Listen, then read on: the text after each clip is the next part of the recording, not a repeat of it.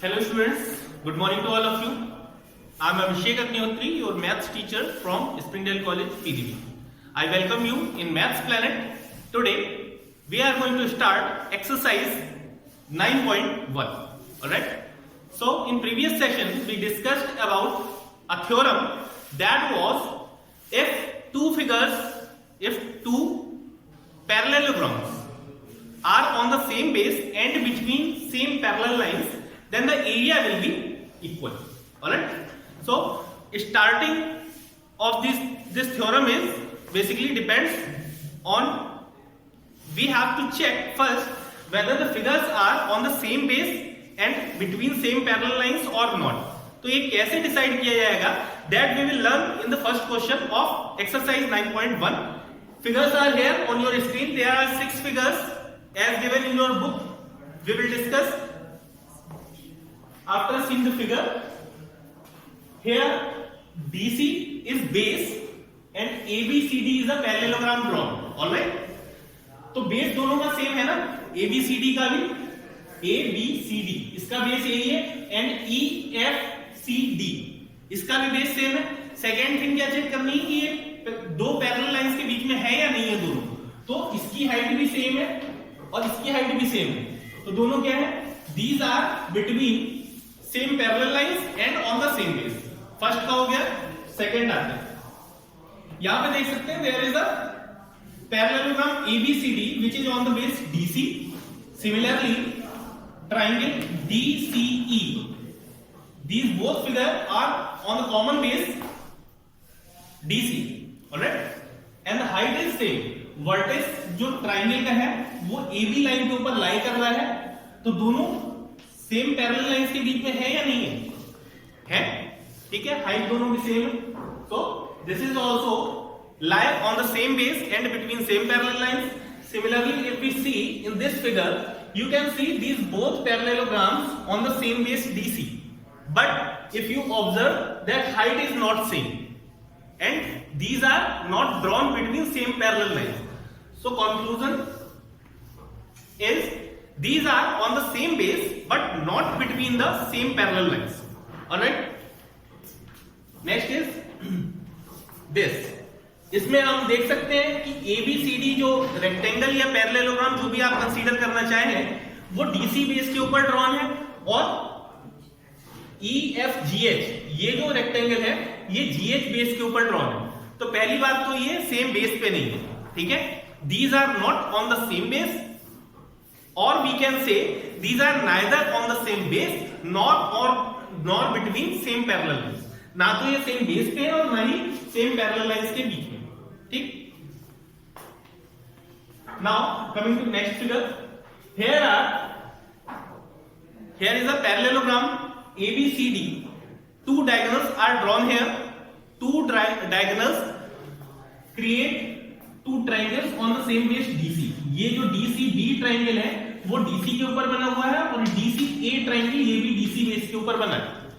इसी तरह से आप लोग देख सकते हैं ये दोनों ट्रायंगल जो है इनके वर्टेक्स A और B पॉइंट पे लाई कर रहे हैं. So these figures are on the same base and between same parallel lines. Here height is different, base is same. So this figure is on the same base but not between same parallel lines. So these are the conclusions we have drawn from the figures.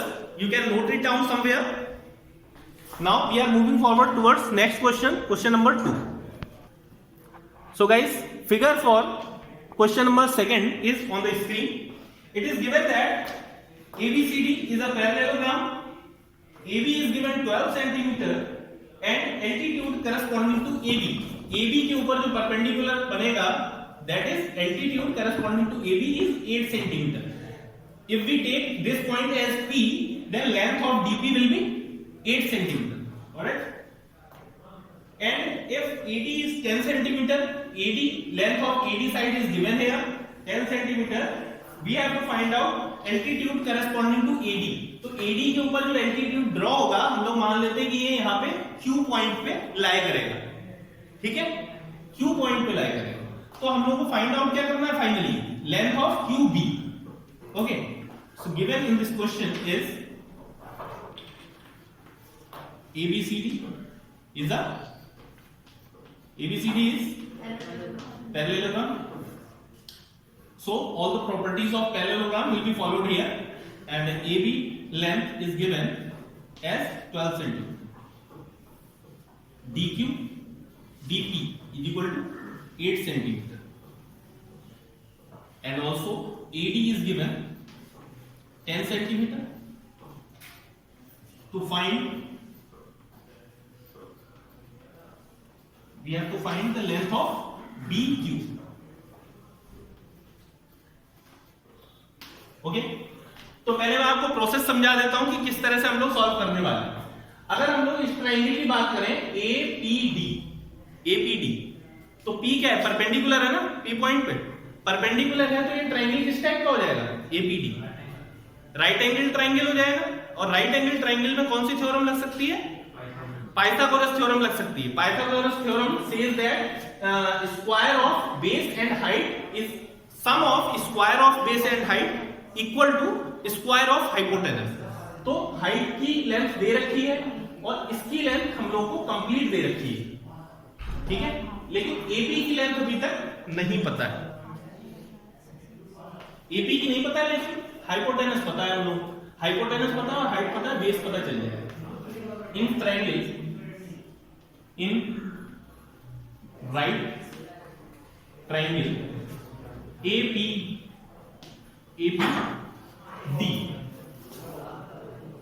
AP square will be equal to AD square minus DP square, ठीक है। ये hypotenuse है, hypotenuse के square में से height के square को minus करेंगे, then we will find out square of base. So AP square here, AD square is 10 का स्क्वायर होता है 100, और DP मतलब 8 का स्क्वायर होता है 64। 100 माइनस 64 विल बी 36। अगर AP स्क्वायर 36 है तो AP कितना हो जाएगा? रूट ले लेंगे ना, 6 सेंटीमीटर। AP आ गया है हम लोगों के पास।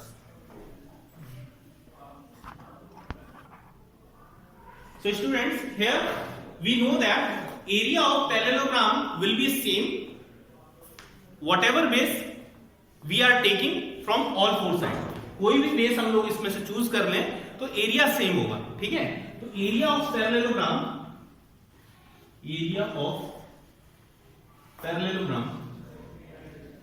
ABCD, अगर हम लोग यहां पर फॉर्मूला लगाएं तो एरिया क्या होता है?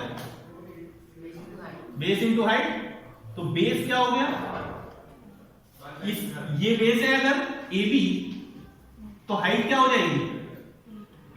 DP। और इसी का एरिया जब हम लोगों को निकालना होगा, तो अगर हम बेस ले लें AD को, तो हाइट क्या हो जाएगी? QB। AD ये करस्पॉन्डिंग हाइट हो जाएगी QB। अब हम इस फॉर्मूला में क्या करेंगे? वैल्यूज जो गिवन है वो रख देंगे, QB की वैल्यू हम लोगों की आ जाएगी यहां से। AB की वैल्यू बताइए। 12 सेंटीमीटर मल्टीप्लाई DP कितना दे रखा है? 8। AD कितना दे रखा है? 10 सेंटीमीटर। 10। QB फाइंड आउट करना है ना। अब इसे अगर सॉल्व करें तो QB को इधर ही रहने दें, 10 को नीचे लेके आ जाएंगे ना, मल्टीप्लाई में है, डिवाइड में आ जाएगा। तो QB equal to 12 into 8 upon 10। 12 8 जा 96। 96 को जब 10 से डिवाइड करेंगे तो 0.1 डिजिट पीछे आ जाएगा। 9.6 centimetre. This is value of QB। अगर हम लोग बात करें इस क्वेश्चन की, तो शायद इसकी जरूरत भी नहीं थी हमको, ठीक। डायरेक्टली आप इतना मेथड भी नोट कर सकते हैं, यहां से यहां तक सिर्फ इतना ही सॉल्यूशन है फाइंड आउट करने के लिए। Now move towards question number 3। So students, question number 3, the figure is on the screen. It is given that there is a figure ABCD quadrilateral. BAD and ADC, these two angles are given, right angles in the question, and AX is here, this is given parallel to BC. So you can observe here AB is already parallel to DC and AX is given parallel to BC. So we can say that ABCX is a parallelogram. Alright. Additional information in the question is given here. AB is 5 centimeter, BC is 5 centimeter. So obviously, if ABCX is a parallelogram, so this will also be 5 centimeter and this is also 5 centimeter. तो कुल मिला के हम लोगों ने observe किया कि चारों साइडें ऐसे पैरेललोग्राम की अगर इक्वल होती हैं तो वो क्या बन जाता है? रोम्बस. ठीक है, तो ये एक रोम्बस हो गया. इसकी ये साइड 5, ये 5, ये 5 और ये 5. Also it is given in the question BC, length of BC is 8 centimetre. What you need to find out? Area of parallelogram ABCX. To find, यहां पे लिख देता हूं, टू फाइंड एरिया का ये सिंबल होता है एरिया ABCX, ये फाइंड आउट करना. तो पैरेललोग्राम के एरिया के लिए हम लोगों को पता है फॉर्मूला में क्या चीजें चाहिए होती हैं. Area parallelogram equal to base into height. Base into height. तो बेस हम लोगों को पता है 5 सेंटीमीटर, लेकिन हाइट नहीं पता है. इसकी हाइट AD की लेंथ के इक्वल होगी. और AD की लेंथ कैसे निकालेंगे? देखिए, पाइथागोरस थ्योरम यहां पे अप्लाई करेंगे. AD square will be equal to AX square minus DX square. ठीक है, AX square minus DX square. अब DX की वैल्यू आपको गिवन नहीं है, लेकिन अगर ऑब्जर्व करेंगे तो ये अगर 5 है तो यहां से यहां तक क्या हो गया? 5 हो गया. और ये टोटल कितना है? 8 है. तो dx की लेंथ हो जाएगी 3. ठीक है, तो dx की लेंथ है 3 स्क्वायर और ax की लेंथ हम लोगों को पता है 5 स्क्वायर. तो AD का स्क्वायर हो जाएगा 5 square minus 3 square, 5 square 25 minus 9, result will be 16. So the value of AD will be 4. जब इसका रूट लेंगे तो AD हो जाएगी 4. अब इस फॉर्मूला में आप वैल्यू लगा सकते हैं. बेस की लेंथ है 5 और हाइट की लेंथ है 4. So area is 20 centimeter square. Alright. So this is procedure for solving question number 3. You can note it down and we are moving to question number 4. Alright, students. Here is question number 5. The figure is not given in the book. First I am explaining you how to draw the figure.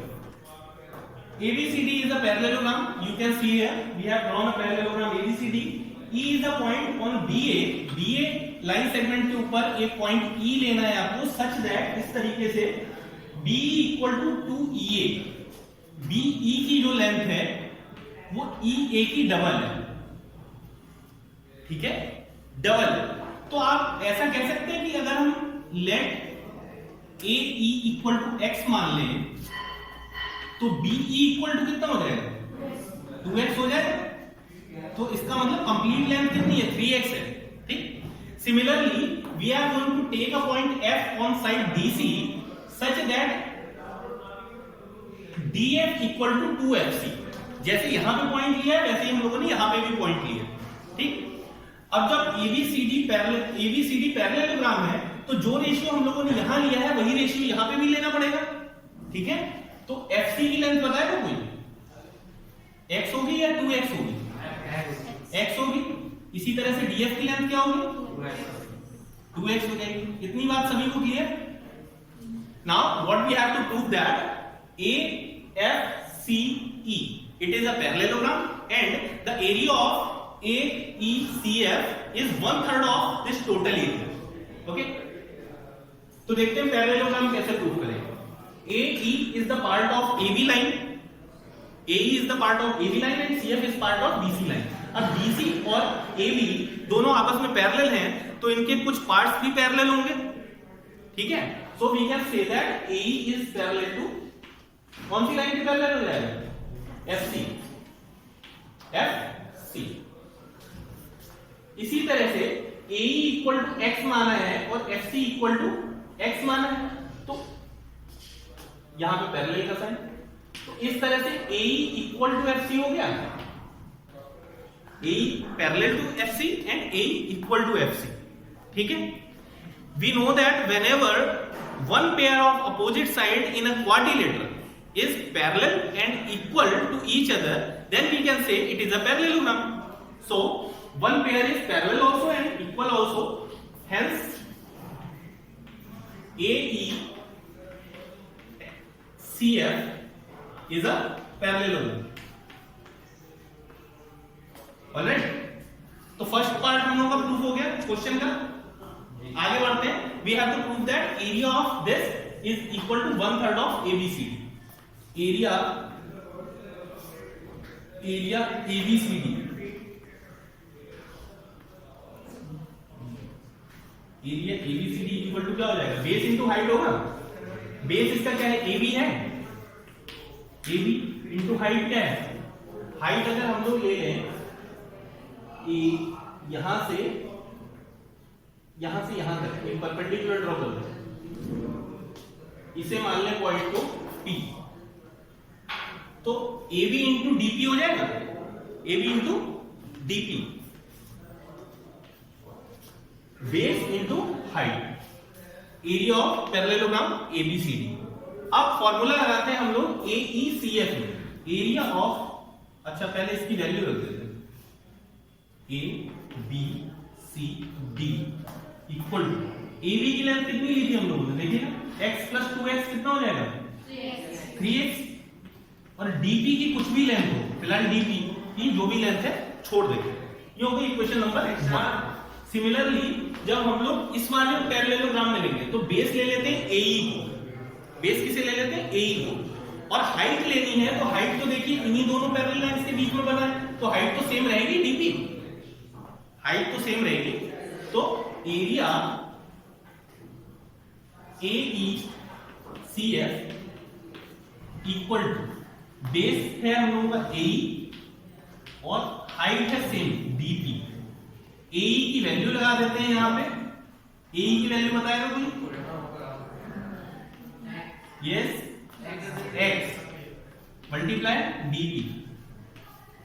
If we divide this equation from this, तो हम लोगों को क्या मिलेगा, area ABCD upon area AECF equal to, इसके सामने क्या लिखा हुआ है, 3x multiply DP upon x multiply DP। यहां तक ठीक, कोई प्रॉब्लम? इसके नीचे इसे रख दिया है और इसके नीचे इसे रख दिया है। अब आप देखेंगे ये तो सेम रहेंगे, x से x कैंसिल हो जाएगा, DP की लेंथ से DP की लेंथ कैंसिल हो गई, अगर हम इसे इधर लेके आए तो 3 के साथ मल्टीप्लाई हो जाएगी, तो area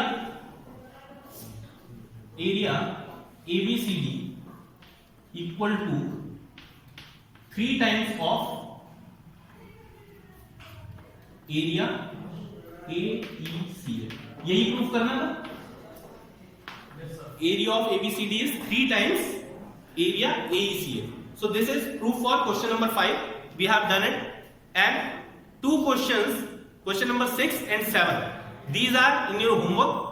You will do it by yourself, and you find any difficulty, ask it in comment box. We will try to resolve it. Till then, take care. Thank you.